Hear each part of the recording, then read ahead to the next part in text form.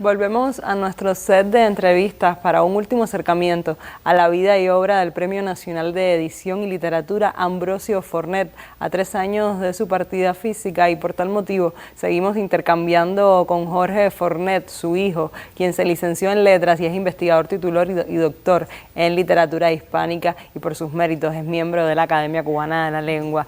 Buenos días reiterados nuevamente. Veíamos imágenes de usted y su hermano con su padre ahora mismo en televisión. Nunca pensé que saldríamos en paños menores en televisión, pero así es la vida. Pequeños, pero le trae buenos recuerdos esas imágenes con su padre, me imagino.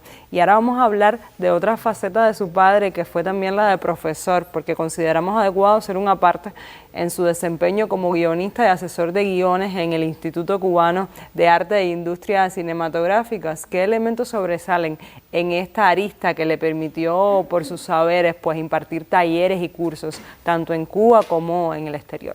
A ver, él tuvo también una faceta muy importante como persona del cine. Trabajó en el ICAIC, fue asesor efectivamente literario, asesor de guiones, dio talleres, convocó a muchos de los jóvenes narradores de los años 80 a participar en un taller de guión que no se había hecho antes de esa manera en que lo hizo. Impartió guiones donde quiera, en la escuela de cine. También fue guionista, él mismo fue guionista, hizo varios guiones, el más conocido de los cuales es el de Retrato de Teresa, la película de Pastor Vega.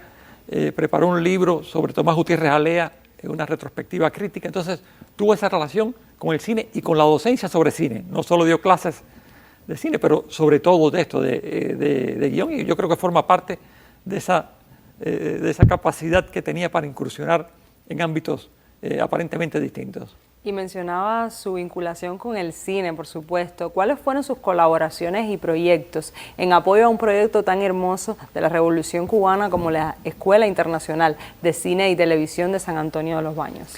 Bueno, estuvo desde el principio en la concepción e imaginación de la Escuela de Cine. Recuerdo que participó en reuniones, muchas con Fidel García Márquez, cuando se estaba gestando la idea de la escuela, cuando no existía todavía la idea de que sería en San Antonio de los Baños. Eso fue surgiendo sobre la discusión y perteneció al primer claustro, ¿no? Allí decía hace un rato que fundó la revista Miradas, que él también dirigió durante un tiempo, hizo también los talleres de guiones, o sea, estuvo muy cercano a esa gestación y primeros años de la escuela de cine.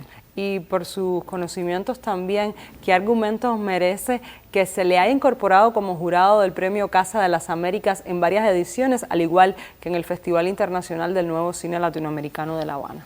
Sí, eso forma parte del propio trabajo del intelectual, digamos, al que se le pide opinión, en este caso como jurado.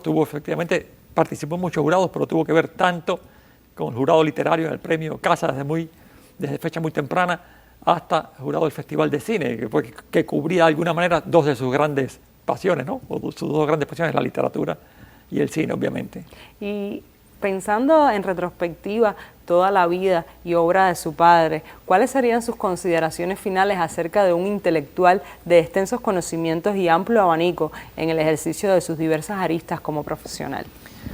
Mire, yo creo que lo más importante, él lo dijo, se lo escuchamos decir hace unos minutos, es la forma en que uno se entrega a lo que quiere hacer, en que pone en práctica sus ambiciones. Por ejemplo, él dedicó años a un libro que es el libro en Cuba, una historia del libro, pero es también una historia de la cultura cubana y de la nación cubana. Creo que la manera en que uno se entrega también tiene que ser generoso, entregando tiempo, digamos, a tareas que a veces son invisibles. Sobre esas no se suele hablar, pero tener pasión en lo que se hace, yo creo que lo hizo con fue parte de su propia manera de entender la vida.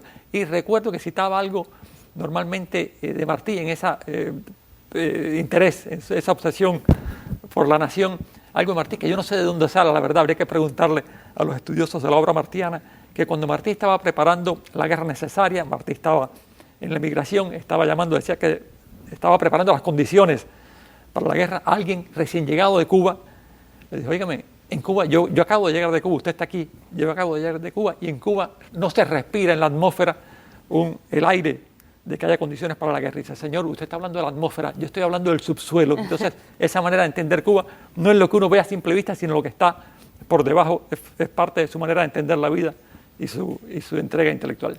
Y desearíamos seguir profundizando en el apasionante mundo de su padre, Ambrosio Fornet, pero el tiempo se acaba y entonces le agradecemos por dedicar parte de su mañana a estar acá con nosotros para recordar a su padre, quien es un gran intelectual de nuestro país y a quien rendimos homenaje hoy, luego de cumplirse 3 años de su fallecimiento. Le reitero las gracias a usted y a su familia también por acompañarnos esta mañana en nuestro programa. Esperamos que se haya sentido a gusto. Sí, gracias a ti por la invitación y sí, me he sentido muy a gusto. Seguimos ahora con más